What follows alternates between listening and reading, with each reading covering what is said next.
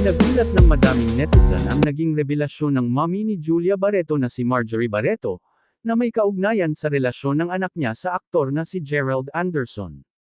Kamakailan lang ay tila nadulas ang mommy ni Julia nang may mabot-iwan siyang pahayag patungkol kay Gerald na ani niya ay sinusuyo ito ni Gerald. Ani Mommy Marjorie, nakikita niyang porsdido at sincere ang ginagawang panunuyo ng aktor, pero na kay Julia pa din ang desisyon upang patawarin ito sa nagawa nito sa kanya. Sa naging pahayag nito ni Marjorie ay parang pinapalakas niya ang loob ng aktor, marahil ay nanghihinayang rin sa tagal ng relasyon ng dalawa kung mauuwi din sa hiwalayan.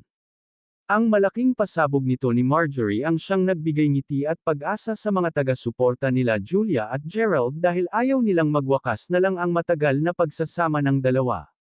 Sa ngayon ay wala pang pahayag ang dalawa patungkol sa balitangang ito, pero malaki ang kutob ng mga netizen dahil sa bibig na mismo ng mommy ni Julia nang galing na gumagawa talaga ng paraan ang aktor para magkabalikan silang dalawa. Ikinagulat ng madaming netizen ang